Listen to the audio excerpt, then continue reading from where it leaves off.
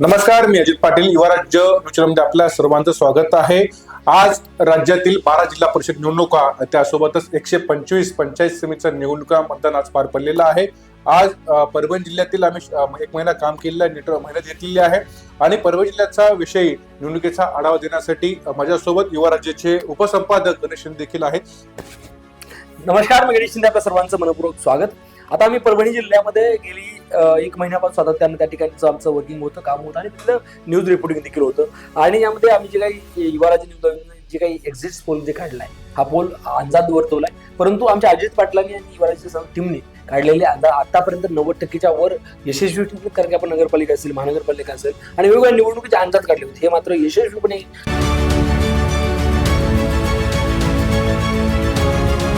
Sir आपली पूर्ण होतात. त्यासोबत सर सुरुवातीला त्यांचं काय सांगाल, अजून काय काय सांगताल? आपण सुरुवातीला बघितलं तर आपल्या नांदेड जिल्ह्यातील 13 नगरपालिकेपैकी 11 नगरपालिका तब्बल आपला एक्झिट पोल आपला बरोबर आला होता. फक्त त्याच्यामध्ये देगलूर आणि मुखेडचा अंदाज चुकला होता, पण 13 पैकी 11 जागेचा आपण एक्झिट पोल बरोबर सांगितला होता. त्यानंतर नांदेड महानगरपालिकेवरती भारतीय जनता पार्टीचा महापौर होईल, त्यासोबतच एमआयएम पक्षाचा विरोधी पक्षनेता होईल देखील आपण सांगितलं होतं. त्या पद्धतीने या ठिकाणी भारतीय जनता पार्टीचा नांदेड महानगरपालिका भाजपचा महापौर झालेला आहे आणि एमआयएमचा विरोधी पक्षनेत्याचा म्हणजे बघू शकतो जागा आहेत. आणि आज आपण एक महिन्यानंतर परभणीमध्ये काम केल्यानंतर आपण बघितले भाजपची सर्व राजकीय परिस्थिती आपण बघितली. तर सुरुवातीला चित्र कसं आहे, सर्व राजकीय पक्ष काय सांगा, तुम्ही परभणीतून येतात?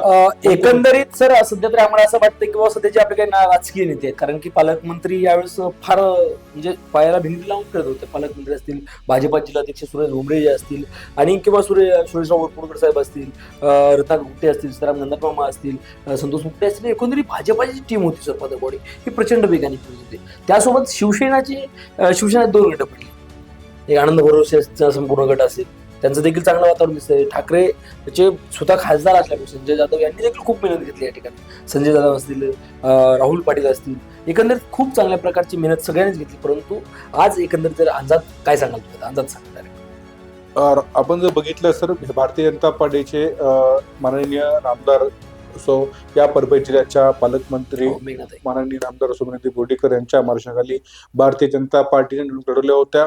त्यासोबतच या ठिकाणी माजी आमदार, त्यांचे वडील रामप्रसाद बोर्डीकर साहेब असतील, त्यासोबतच माजी आमदार आपले सुरेश वरपुडकर साहेब असतील, त्यानंतर गंगाखेड मतदार संघामध्ये विद्यमान आमदार रत्ना गुप्ते साहेब असतील, या सर्वांच्या नेतृत्वाखाली, त्यासोबतच भारतीय जनता पार्टी जिल्हा अध्यक्ष सुरेशजी भुमरे यांना सुद्धा आपल्याला विसरता येणार नाही. अहोरात्र मेहनत घेत होते सुरेश भुमरे साहेब, पूर्ण जिल्ह्यात मिजू काढत होते, प्रत्येक लोकांशी संपर्क साधत होते. त्याचे देखील त्यांच्या एवढे मेहनतीला यश त्यांच्या इकडे आलेलं येत असल्यास आपण पाहू शकतो. एक सर्वसामान्य सुरेश भुमरे साहेबांच्या माध्यमातून लोकांना भेटणं, संपर्क साधणं, मेहनत करणं, सुरेश भुमरे साहेब देखील या ठिकाणी मोठ्या प्रमाणात यश त्यांना आपण पाहायला मिळते. ही भाजपची परिस्थिती आपण 2 नंबरला पक्ष येणार आहे राष्ट्रवादी काँग्रेस पक्ष. अजित पवार गट आपण येतोय. राष्ट्रवादी काँग्रेस पक्षाचे विद्यमान आमदार पाथरीचे राजेश भैया विटेकर असतील. खरं तर बघितलं, राजेश भैया विटेकरांचे वडील असतील, आई असतील, ते स्वतः असतील, हे जिल्हा परिषदेवरती अध्यक्ष राहिल्याचं आपण पाहायला मिळतंय. दुसरीकडे विजय ब्राह्मणे साहेब आहे जिंतूर मतदारसंघातले माजी आमदार, ते देखील या राहिलेले आहेत. राष्ट्रवादी काँग्रेस पक्षाला देखील या ठिकाणी 2 नंबरला म्हणजे मोठ्या प्रमाणात यश मिळताना आपण पाहू शकतो. त्यानंतर शिवसेना शिंदे गट आहेत. आता आपण सांगितल्याप्रमाणे शिवसेना शिंदे गटाचा आणि शिवसेना ठाकरे गटाचा म्हणजे ह्या ठिकाणी जो परभणीचा जिल्ह्यामध्ये पालिकेला राहिला होता शिवसेना ठाकरे गट, पण शिवसेना तुम्ही सांगितल्याप्रमाणे 2 गट पडल्यामुळे मला वाटतं या ठिकाणी शिवसेना शिंदे गटाच्या भरोसे आणि तिकडे पाथरीमध्ये सईद खान या दोघांना मिळून 8 जागा मिळतील शिंदे गट, असं मला वाटतं. त्यानंतर शिवसेना ठाकरे गटाचं बघितलं आपण, या ठिकाणी 4 ते 5 जागा आपण वरतोय, त्यांच्याकडे 5 जागा आपण वरतोय. त्यानंतर राष्ट्रवादी काँग्रेस पक्ष शरद पवार गटामधून ज्यांनी काँग्रेस पक्षात प्रवेश केला ते बाबाजी दुर्राणी यांना मात्र या ठिकाणी थोडं अपयश मिळण्यात येईल. खूप कमी जागा त्यांना काँग्रेस पक्षाला, जे देशामध्ये सर्वात मोठा पक्ष आहे त्या परभणी 2 नंबरला राहण्याचा जात होता, तो यावेळी सर्वात शेवटी फेकला जाईल असं वाटतंय. त्यांना फक्त 4 जागा आपण वरतोय. त्यानंतर जर बघितलं, वंचित बहुजन आघाडीचं खातं ओपन होईल असं आपल्याला वाटतं. तर राष्ट्रीय समाज पक्षाचे महादेव जानकर गुट्टे साहेब वेगळे झाल्यानंतर त्यांना देखील यावेळेस एक खातं, त्यांना 1 जागा मिळेल असं आपण अंदाज करतो. एकंदर पाहायला गेलं तर सरांनी जे सांगितलं तर बीजेपीला 21 जागा मिळतील असं त्यांनी सांगितलं. त्यासोबत शिवसेना शिंदे गटाला 8 आणि राष्ट्रवादी अजित पवारांना 14 आणि ठाकरे गटांना 5 आणि काँग्रेसला 4 आणि इतरला 2. एकंदर पाहायला गेलं तर गेली 15 वर्षापासून पाटील सर की काँग्रेस आणि राष्ट्रवादीची एकत्रित युती होती. परंतु आज पहिल्यांदाच 15 वर्षानंतर जसं मोदी साहेब एक 15 वर्ष सत्ता झाल्यानंतर मोदी साहेब 14ला आले, अशा प्रकारच्या भाजपाची सत्ता मेघनाताई बोर्डीकर आणि भाजपा जिल्हाध्यक्ष सुरेशरावजी भुमरे साहेब यांच्या नेतृत्वामध्ये येऊ शकेल असं देखील वाटतंय. आपण या प्रत्येक सर्कल वाईज जाऊया आता. नक्की नक्कीच आपण जर आता सुरुवातीला जायचं म्हटलं तर राज्यमंत्री आणि परभणी जिल्ह्याच्या पालकमंत्री मेघनाताई बोर्डीकर यांच्या ज्या मतदारसंघातून निवडून आल्या ते मतदारसंघ म्हणजे सेलू आणि जिंतूर सर. आणि सेलू आणि जिंतूरमध्ये त्या सुरुवातीला आपण सेलूमध्ये वाळूर सर्कल पासून सुरुवात करूया. वाळूर सर्कल मध्ये तुम्ही बऱ्याच वेळ फिरलात, बऱ्याच लोकांच्या बाईट घेतलात, कल घेतलाय. काय वाटते कशी परिस्थिती राहील? वालूरमध्ये आपण जर बघितलं तर भारतीय जनता पार्टीचे संजय साडेगावकर आहेत, ते निवडून येतील असं आपल्याला वाटतं. 70% आपण त्यांचा अंदाज वर्तवतोय या ठिकाणी. तर त्यासोबत राष्ट्रवादी काँग्रेस पक्षाचे उमेदवार 2 नंबर असतील, 30% याचा अंदाज वर्तवतोय. पण या ठिकाणी संजय साडेगावकर ही निवडून येण्याची जास्त शक्यता आहे. नक्कीच त्यासोबतच सर देऊळगाव इतकं नाही, आपण जो पंजाब डगचा जो सर्कल म्हणतात, पंजाब डग देखील यांच्याच पाठीमागे होते आप्पासाहेबांच्या. नेमकं त्या ठिकाणी कशी परिस्थिती राहील? त्या ठिकाणी भारतीय जनता पार्टीला फटका बसेल असं वाटतं. तर त्या ठिकाणी राष्ट्रवादी काँग्रेस पक्षाचे आप्पासाहेब जे आहेत ते लोकांच्या सर्वसामान्यांकडे जाणारे माणूस आहेत. लोकांचे जातात, लोकांशी भेटतात, लोक त्यांच्याविषयी खूप आपुलकीने बोलत होते, आप्पासाहेबांविषयी आपुलकी व्यक्त करत होते. त्यांच्यावरूनच पूर्ण जर बघितलं की लोकांचा अंदाज वर्तवला तर आप्पासाहेब राष्ट्रवादी काँग्रेस पक्षाची निवडून येईल असं वाटतं. नक्की सर. त्यासोबतच आपण आता चिकलठाण्याकडे जाऊ. काय चिकलठाण्यात कशी परिस्थिती पडेल? चिकलठाण्यामध्ये जर बघितलं त्या ठिकाणी देखील राष्ट्रवादी काँग्रेस पक्षाचे पावडे ऊन आहेत उमेदवार, त्यांचा जास्त शक्यता वर्तवली जात आहे. त्यासोबतच त्याच सेलू तालुक्यामध्ये रावळगाव डॉक्टर आहे. या गणामध्ये डॉक्टर आणि राजेंद्र लहान याची चांगली फाईट रंगली होती. तर या ठिकाणी कोणाला विजय होईल वाटतं? तुला कोणाला लागेल? डॉक्टर साहेबावरती लोकांनी जरा कमी विश्वास ठेवला असं वाटतं. तर जास्त विश्वास लोकांचा राजेंद्र लहानेवरती आहे राष्ट्रीय काँग्रेस पक्षाचे, ते निवडून येतील असं वाटतं. लोकांची एक मनात शंकेता होती डॉक्टर साहेब निवडून आल्यानंतर आम्हाला भेटतील की नाही, कारण दवाखाने जास्त त्यांचा जास्त वेळ असतो त्यांचा, इकडे भेटतील की नाही अशी शक्यता लोक होते. आता त्याच्यानुसार बघितलं दवाखाने डॉक्टर ऑफिसून राहत होते. पण ह्या तर बघितलं तर असं वाटतं राजेंद्र लहाने राष्ट्रवादीचे निवडून येतील त्या ठिकाणी. नक्कीच. तर त्यासोबतच कुपटा एक सर्कल आहे. कुपट्यामध्ये काय? कुपटा सर्कल जर बघितलं तर या ठिकाणी ही बीजेपीची शोर सीट म्हणता येईल आपल्याला. त्या ठिकाणी रणजित मोरे जे आहेत त्यांच्या पत्नी या ठिकाणी उमेदवार आहेत. रणजित मोरेची या ठिकाणी सीट जी आहे ती शोर सीट आपल्या असं म्हणता येईल. 100% कुपट्यामध्ये बीजेपी लागेल. 100% मध्ये बीजेपी 100% लागणार. नक्कीच. सेलू मधला पोल आपल्याला नेमका कसा वाटला या संदर्भात आपल्या देखील कॉमेंट बॉक्समध्ये काय असतील तर तुम्ही देखील आम्हाला कळवा. धन्यवाद. त्यासोबत सर आपण पुन्हा जाऊया जिंतूरमध्ये. सेलू आणि जिंतूर विधानसभा एकत्र असलेल्या जिंतूरमध्ये जाऊया. जिंतूर मधलं पहिलं सर्कल घेऊ कोसळी.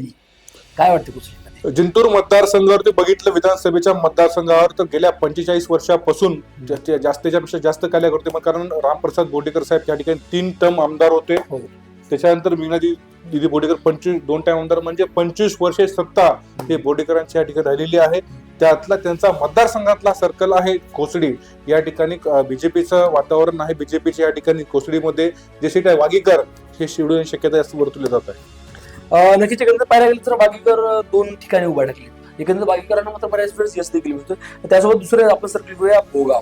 भोगामध्ये कशी परिस्थिती? भोगामध्ये मात्र बीजेपीला फटका बसताना पाहायला मिळते आम्हाला. आमच्या सर्वेनुसार या ठिकाणी राष्ट्रीय काँग्रेस पक्षाचे जे मोरे आहेत ते निवडून येण्याची शक्यता आहे. त्यासोबतच आपण बोरीकडे जाऊया. बोरीमध्ये कशी परिस्थिती आहे? बोरीमध्ये देखील अजय चौधरी जे आहे त्यांचं पारड जड आहे. अजय चौधरी राष्ट्रवादी काँग्रेस पक्षाचे आहेत, ते निवडून येण्याची शक्यता वर्तवली होते.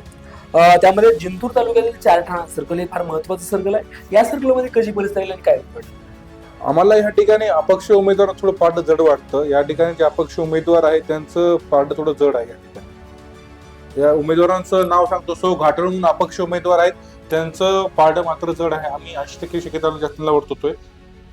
त्यानंतर दुसरं एक महत्वाचं सर्कल येते आडगाव बाजार. या ठिकाणी कसे? आडगाव बाजारमध्ये मात्र भाजपला चांगलं यश मिळताना पाहायला मिळते. आडगाव बाजारमध्ये सौ कराळे आहेत, ते भाजपचे उमेदवार आहेत, ते निवडून येताना आपल्यास पाहायला मिळते. त्यासोबतच जिंतूर तालुक्यातलं एक बझर बुद्रुक नावाचं गाव आहे, सर्कल आहे. त्या गावातली परिस्थिती कशी आहे आणि एकंदरीत सर्कलची परिस्थिती कशी राहील? विजयाचा गुलाल कोणाला लागेल?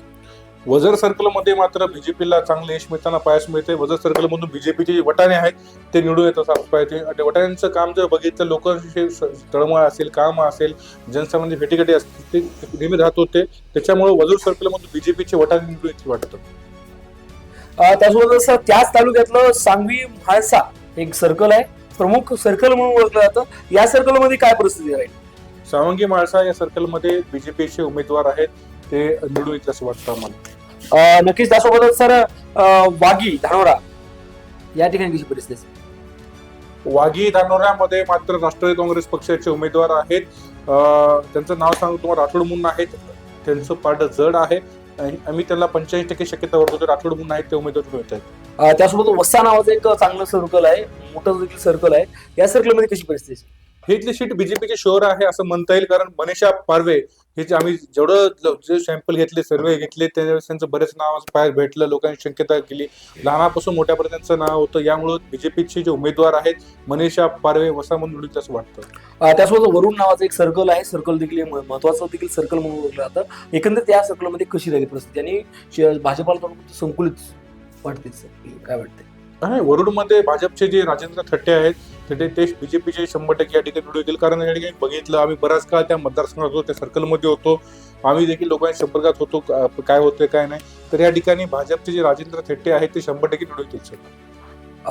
नक्कीच सर, आपण पाहिलाय हा जो कोल जो पाहिलाय आपण, हा कोल होता नामदार राज्यमंत्री, पालकमंत्री, 5 खात्याच्या पालकमंत्री मेघनाताई बोर्डीकर यांच्याच विधानसभा मतदारसंघातला केला होता. या संदर्भात आपल्याला काय वाटतं नक्की आम्हाला कळवा. त्यासोबत आपण आता सगळ्यात महत्वाचा आणि सगळ्यात मोठा जो विधानसभा मतदारसंघ आहे तो गंगाखेड विधानसभा मतदारसंघ आहे. आपण गंगाखेड विधानसभा मतदारसंघातील पूर्ण या तालुक्यातलं सर्व आपण पाहणार आहोत, तो कोल पाहणार आहोत. सुरुवातीच सर्कल येतं सर एरंडेश्वर मध्ये जर पाहायला गेलं तर आमचे नांदेडवरून जे आधार हॉस्पिटलचे संचालक संजय कदम यांच्या पत्नी स्मिता संजय कदम उभ्या होत्या भाजपाकडून, तर काळे सर होते वाडाकडून. या ठिकाणी कशी परिस्थिती काय वाटते आपल्याला? एरंडेश्वरचा विचार केला, सुरुवातीला गंगाखेड मतदारसंघामध्ये आपण आहोत. गंगाखेड मतदारसंघातला विचार केला तर या ठिकाणी 2 टर्मपासून या ठिकाणी रत्नाकर गुट्टे हे आमदार आहेत.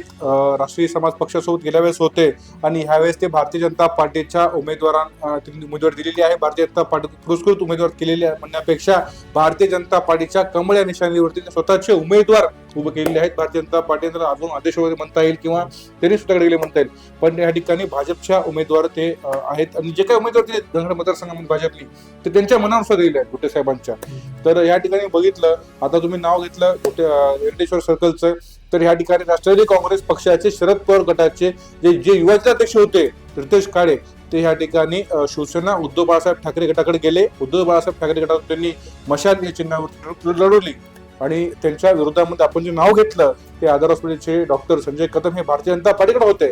पण एकंदरीत परिस्थिती बघितलं तर यावेळेस डॉक्टर साहेबांना थोडा फटका बसला असताना वाटतं. तर या ठिकाणी एरंडेश्वर सर्कलमधून रितेश काळे ही निवडून शक्यता जास्त वर्तवली जाते. नक्कीच सर, त्यासोबत आपण चुडावा सर्कलकडे जाणार आहोत. चुडावामध्ये कशी परिस्थिती काय वाटतं? चुडावा हा सर्कल जो आहे तर बालाजी देसाई यांचा बालेकिल्ला आहे. या ठिकाणी गेल्या कित्येक वर्षापासून सत्ता राहिली म्हणता येईल. या ठिकाणी मार्केट कमिटी असेल आणि चुडावा सर्कल म्हणजे आसपासचे गाव आहे ते बालाजी देसाईंचं या ठिकाणी खूप मोठं त्यांचं स्वतःचं नेटवर्क आहे, वजन आहे आणि त्यांना मानणारा वर्ग देखील आपल्याकडे मोठा आहे. त्याच्यामुळे या ठिकाणी जो पण उमेदवार ते दिले निवडून आला असता, पण उमेदवार पण प्लस झाला आणि त्यांचं वजन पण झालं. उमेदवार प्लस असा झाला की उमेदवार खूप मोठा स्ट्रॉंग भेटला या ठिकाणी भारतीय जनता पार्टीला. जे गेले 2 ते 3 मतदारसंघातले आमदार होते धनदाट मामा यांच्या घरातला उमेदवार आहे गडदंडाट. तर ह्या ठिकाणी चुडावा त्यांचे नातू आहेत, तर ह्या ठिकाणी त्यांची सीट शुअर पण निवडून येईल असं मला वाटतं. त्यानंतर पूर्णा तालुक्यातील महत्वाचं सर्कल असलेलं कावलगाव सर्कलमध्ये पाहणार आहोत. सर, कावलगाव सर्कलमध्ये तिरंगी लढत झाली अशी चर्चा देखील होती. कावलगाव सर्कलमध्ये आपल्या एक्झिट स्कोरनुसार काय कशी परिस्थिती आहे? कावलगावमध्ये मला वाटतं संदीप ढगे अपक्ष उमेदवार आहे. त्यांना शिवसेना शिंदे गटाचे विशाल कदम त्यांचा या ठिकाणी बराच संपर्क आहे, त्यांनी पाठिंबा दिलेला आहे. आणि या ठिकाणी कावलगाव मतदारसंघातून अपक्ष उमेदवारची शक्यता आम्ही वर्तवतोय. संदीप ढगे निवडून येतील असं मला वाटतं. मला वाटतं संदीप ढगे यांचा गुट्टे साहेबांनी प्रचार केला होता बहुतेक आठवण. त्यासोबत सर आपण तारकळसमध्ये काय कशी परिस्थिती आणि कोणाला काय गुन्हा लागेल? तारकळसमध्ये जर सुरुवातीला बघितलं तर भारतीय जनता पार्टीने जो उमेदवार दिला तो ह्या ठिकाणी बघितलं खूप लूज उमेदवार त्या ठिकाणी होता. त्या उमेदवाराला उमेदवारी का देण्यात आली हाच मोठा प्रश्न आहे. तर ह्या ठिकाणी तारकळस मतदारसंघातून उद्धव बाळासाहेब ठाकरे गटाचे जे उमेदवार आहेत संजय छल्लारे निवडून येतील असं मला वाटतं. त्यासोबतच गौर सर्कलमध्ये कशी परिस्थिती आहे आणि काय होईल? गौरमध्ये बघा तुम्ही एनसीपीचे श्रीधर पारवे, राष्ट्रवादी काँग्रेस पक्षाचे अजित पवार गटाचे श्रीधर पारवे हे निवडून येतील असं वाटतं. याचं कारण निवडून याचं कारण म्हणजे त्या ठिकाणी जे भारतीय जनता पार्टीचे उमेदवार होते दिगंबर कराळे, त्यांनी ह्या ठिकाणी त्यांच्यावरती ह्या ठिकाणी गेल्या पहिले सत्ता असल्यामुळे म्हणा किंवा त्यांच्यावरती ह्या ठिकाणी स्थानिक लोकांची, मतदारसंघातल्या लोकांची बऱ्यापैकी आम्हाला नाराजगी पाहायला मिळाली, जे आम्ही सर्व्हे केला त्यानुसार. त्यामुळे आम्हाला असं वाटतं गौरमधून राष्ट्रवादी काँग्रेस पक्षाचे सिद्धर पारवे निवडून येण्याची शक्यता आम्ही वर्तवतो. नक्की सर, त्यासोबत वजूर एक सर्कल आहे. वजूर सर्कल असं हे पूर्णा तालुक्यातलं शेवटचं सर्कल आहे. वजूरमध्ये देखील तिरंगी फाईट झाली अशी चर्चा होती, परंतु वजूर सर्कलमध्ये काय होईल, काय वाटतं आपल्याला? वजूर सर्कल मधून आम्ही बघितलं, वजूर सर्कल मध्ये भारतीय जनता पार्टीकडून मारुतीराव बनसोडे साहेब पैलवान होते. देखील वेगवेगळ्या मतदारसंघातून त्यांचा इतिहास राहिला आहे गणेश सर, की ते वेगवेगळ्या सर्कलमधून निवडून येत होते. म्हणजे प्रत्येक सर्कल मधून त्यांना निवडून शक्यता होती. पण यावेळेस मारुतीराव बनसोडे साहेबांना पैलवानांना झटका बसला असं वाटतं, कारण तिथे लोक त्यांना स्वीकारतील असं वाटत नाहीये. तर या ठिकाणी आम्ही बघितलं तर जे कुकर म्हणून आहेत, बेबीताई कुकर म्हणून, उद्धव ठाकरे, त्यांना या ठिकाणी जास्त कोण भेटण्यास पाहायला मिळतंय. तर या ठिकाणी अपक्ष म्हणून आहेत किशोर, हे शेतकरी संघटनेचे आहेत. यांच्यामध्ये किशोर ढगे हे शेतकरी संघटनेचे आहेत. हे दोघांमध्ये मुख्य लढत होता असं पाहायला मिळते आपल्याला. परंतु गुलाल कोणाला लागेल असं वाटतं? मला वाटतं की कुकर थोडं पुढे असेल. नक्कीच कुकरांना जिल्हा असेल. आपण एकंदरीत पाहिलं की पूर्ण मधला संपूर्ण सर्व सर्कलचा आपण एक्झिट पोल बघितलाय. या संदर्भात आपल्याला काय वाटतंय, यामध्ये कोणत्या सीटा लागतील, काय होईल, काय नाही, हे देखील आम्हाला कळवा. त्यासोबत आपण जाऊ गंगाखेड विधानसभा मतदारसंघातील पालम या तालुक्या संदर्भात आहोत. एकंदरीत पालमची परिस्थिती पाहायला गेली तर पालममध्ये पालम तालुका विकास आघाडीचे गणेशराव रोकडे होते. या रोकडे भाजपाचे होते, परंतु त्यांना तात्काळ उबाटाकडे देखील जावं लागले. अशी वेगवेगळी चित्र देखील राजकीय परिस्थिती बदलली. आणि पालममध्ये जे काही रत्नाकर गुट्टे साहेब आणि अपोजिटचे काही विरोधक होते, हे अचानक निवडणुकीच्या वेळेस एकत्र आल्यामुळे तरी भाजपाची ताकद वाढते काय किंवा याचा फटका बसेल, हा देखील चर्चा आहे. आपण सुरुवातला जाऊ आमच्या पेठशिवनी, म्हणजे माझं देखील गाव सर पेठशिवनी सर्कल मधलं सिलो माझं गाव आहे. एकंदरीत आपण त्या पेठशिवनी सर्कल पासून सुरुवात करूया. पेठशिवनी सर्कल मधला तुम्ही अभ्यास केला, काय वाटतं पेठशिवनी सर्कल संदर्भात? पेठशिवनी सर्कलमध्ये आमच्या अंदाजानुसार सर या ठिकाणी बीजेपीचे संतोष मिरकुटे निवडून वाटतं. पण संतोष मिरकुटे यांना लढत आहे ती खूप अशी सहज लढत भेटत नाही, विजय भेटत नाहीये. तर जे कोणा सीट येईल त्या ठिकाणी मिरकुटे साहेबांची खूप घासून सीट येईल असं वाटतं. ही लढाई खूप टफ झालेली आहे या ठिकाणची. नक्की सर, परंतु संतोष मिरकुटे यांनी अगोदरपासून बरीच कामं केली, आपण कुठेतरी सीट सोपी जाऊ शकते आणि कुठेतरी सीटला गुलाल लागू शकतो असं देखील मला वाटतंय. त्यानंतर आपण जाऊ राव राजूरमध्ये. राव राजूर तुम्हाला सुरुवातीला सांगितलं, गणेशराव रोकडे हे सातत्यानं वेगवेगळ्या सर्कलमध्ये गेले. गणेशराव रोकडे यांची राजकीय सुरुवात जी झाली की आमच्या पेठशिवनी सर्कलमध्ये झाली. पेठशिवनी गेले, त्यानंतर त्यांनी डिग्रसकडे गेले, तिकडं नंतर पुन्हा चाटोरीकडे गेले आणि नंतर पुन्हा एकदा राव राजूरकडे आले. एकंदर त्यांनी सर्व ठिकाणी फिरले. परंतु सर मला एक या गोष्टीमुळे वाटतं, हे जिल्हा परिषदचे आरक्षण आहे, या ठिकाणी एक वेगळं आरक्षण सुटलं, मग त्या ठिकाणी काम करायचं नाही, पुन्हा दुसरा सर्कल बघायचं. ह्या बऱ्याच वेळेस यामुळे काय होते, आरक्षणाच्या सिस्टममुळे काय होते की बऱ्याच वेळेस त्या सर्कलचं नुकसान देखील व्हायला लागते. कारण की आमचं गेल्या वेळेस पेठशिवनी सर्कल हे एसीसाठी राखीव होते, त्यावेळेस ते भरत कंदाट आले आणि रातोरात निवडून गेले, म्हणून त्यांनी नंतर मध्ये काही काम केले. आज यावेळेस ओबीसीला सुटले. आज ओबीसीला सुटल्यानंतर बऱ्याच गोष्टी घडल्या. परंतु आपण राव राजूरकडे जाणार आहोत. राव राजूरमध्ये कशी परिस्थिती वाटते? गणेशराव रोकडेला तिकडे यावं लागलं आणि ते भाजप सोडून उबाडाकडे गेले. काय वाटतं परिस्थिती?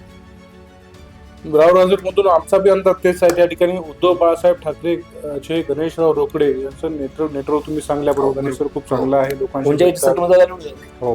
लोकांशी भेटतात, बोलतात आणि संपर्क पण आहे. विकासाची कामं केली असेल, लोकांची मेहनत असेल, शेतकऱ्यांशी संवाद असेल, शेतकऱ्यांच्या अडचणी सोडवण्याचे असतील, त्याच्यामुळं असा अंदाज वर्तवतो या ठिकाणी की गणेशराव रोकडे निवडून येतील. नक्कीच सर. त्यासोबत आपण बरोबर सर्कल संदर्भात पाहणार आहोत. बरोबर सर्कलमध्ये खासदारांचा मुलगा उभा टाकला होता, माजी खासदारांचा. एकंदरीत पाहायला गेलं तर ही फाईट थोडी टफ होते आणि वंचितचे पवन करवर देखील होते. एकंदरीत त्या परिस्थिती या ठिकाणी काय होतं? माजी खासदार सुरेश जाधव यांचा मुलगा आहे. त्यांचा मुलगाची शक्यता म्हणता येईल 50% आपल्याला, आणि 50% वंचित बहुजन आघाडीचे उमेदवार आहेत. काय नाव? पवन करवर. मग मला वाटतं खासदारच सीट लागेल.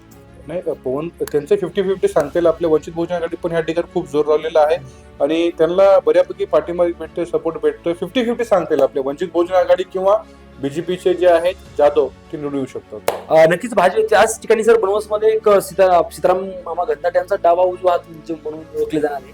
सदाशिव बाप्पा ढेले देखील होते, त्यांना भाजपकडून तिकीट मिळालं नसल्यामुळे अपक्ष होते निवडून उभा देखील होते. त्याचं देखील थोडक्या प्रमाणात काही सांगता येणार नाही, परंतु सीट लागणं अशक्यच आहे.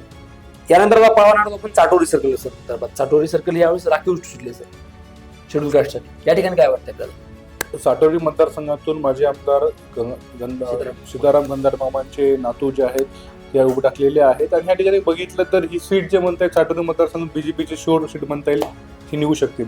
म्हणजे गंधाट मामाच्या दोन्ही नातवांना गुलाल लागेल, दोन्ही नातवांना गुलाल लागण्याची शक्यता आहे सर. त्यानंतर गंगाखेड विधानसभा मतदारसंघातील सगळ्यात मोठा तालुका म्हणून जी तालुका ओळखला जातो ती गंगाखेड. गंगाखेड सगळ्यात महत्वाचं सर्कल आहे राणी सावरगाव. राणी सावरगाव सर्कलमध्ये काय होईल, कारण यामध्ये देखील अचानक आदला बदल झाली होती, भाजपामधली माणसं उबाडामध्ये गेली होती. काय वाटते त्याची परिस्थिती? गंगाखेड मतदारसंघ चा बघितलं विस्तार बघितला तर गंगाखेड तालुका सर्वात मोठा आहे पूर्णापेक्षा, पालमपेक्षा. त्यातलं हे मोठं सर्कल मंदिर आणि सावरगाव.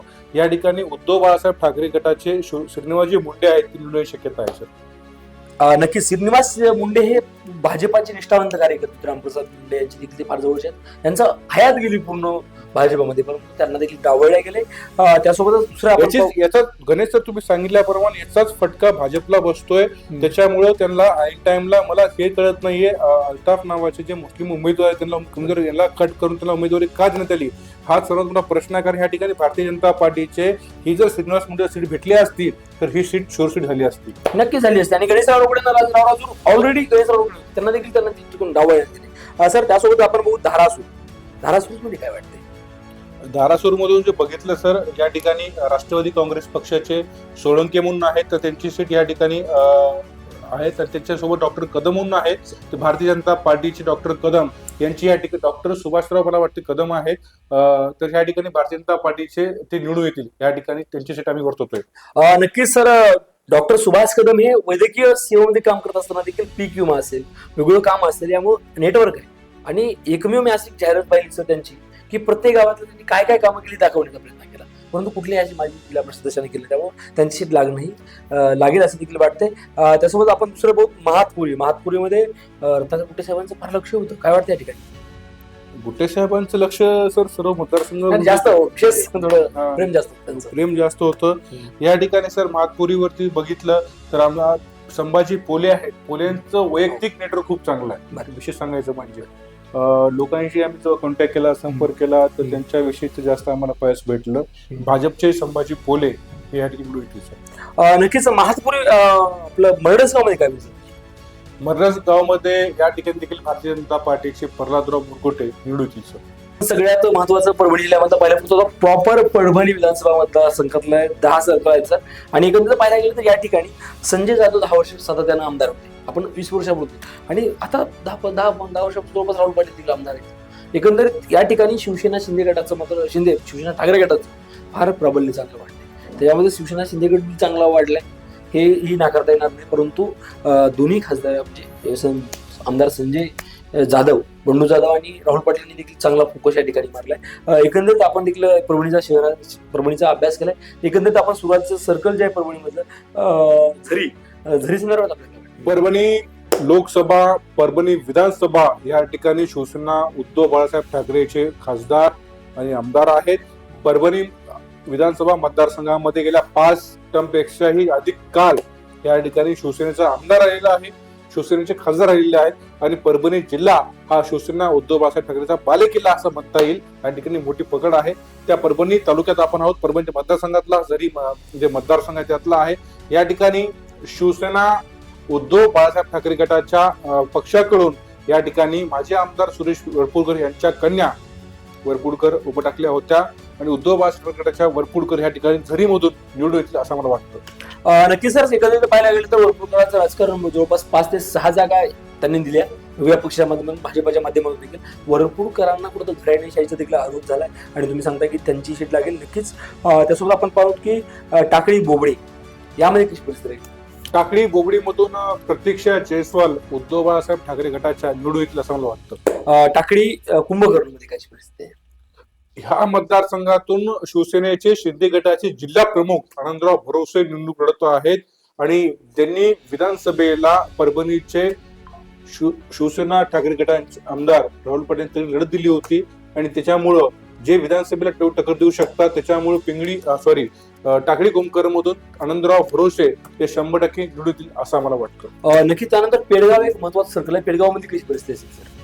पेडगाव मतदारसंघातून संतोष देशमुख जे आहेत ते राष्ट्रवादी काँग्रेस पक्षाशी निवडून येतील असं मला वाटतं. त्यासोबत एक मला वाटतं की जाम सर्कलमध्ये कशी परिस्थिती आहे? सर, जामचं चित्र बघा. जाम मधून जी सर्कल आहे, जामच्या सर्कल मधून राष्ट्रीय काँग्रेस पक्षाची लढत असेल, त्यासोबत शिवसेना ठाकरे गटाची लढत असेल, या दोघंही लढत या ठिकाणी खूप टफ मध्ये होत आहे सर या ठिकाणी. त्याच्यामुळे आम्हाला असं वाटतं की जाम सर्कल मधून या ठिकाणी शक्यता वर्तवणं कठीण जात आहे. पण एकंदरीत जाम सर्कल बघितलं, एक नाव सांगायचं म्हणलं तर राष्ट्रवादी काँग्रेस पक्षाची जामकर लढू येतील असं आम्हाला वाटतं.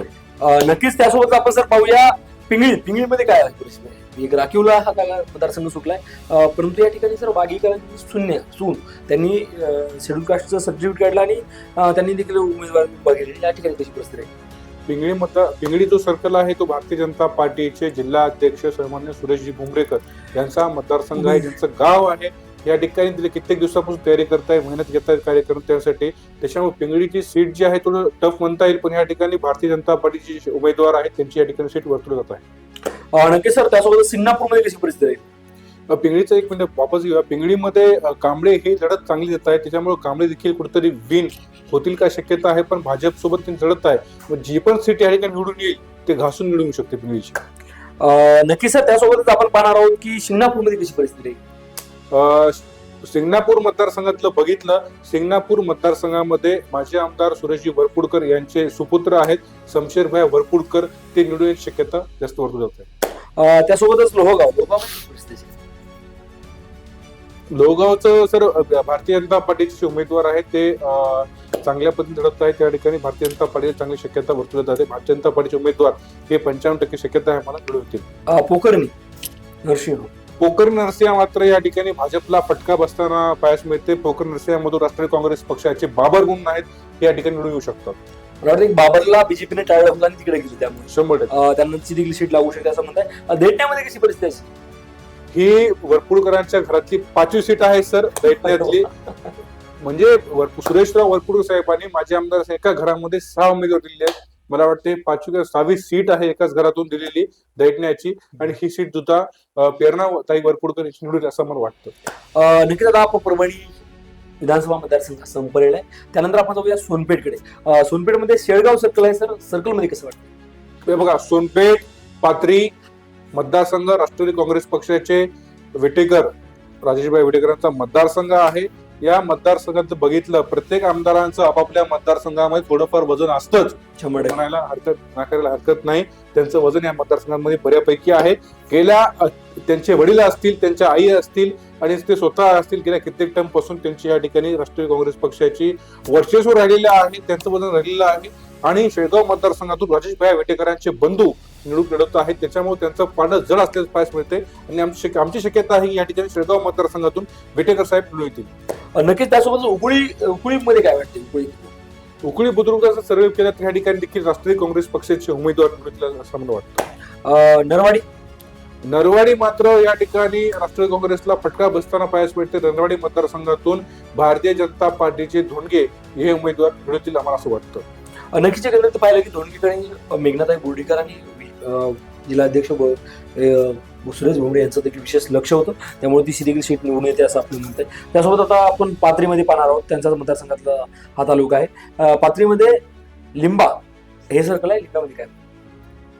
सुरुवातीला पाथरी मतदारसंघातला विषय सांगायचं म्हणजे पाथरी मतदारसंघ देखील आपला आता विद्यमान आमदार आहेत आपले राजेशभाई विटेकरांचा मतदारसंघ आहे. याच्यापूर्वी या ठिकाणी याच्या मतदारसंघावरती काँग्रेस पक्षाचे जे बाबाजी दुराणी होते त्यांचं वजन बऱ्यापैकी होतं.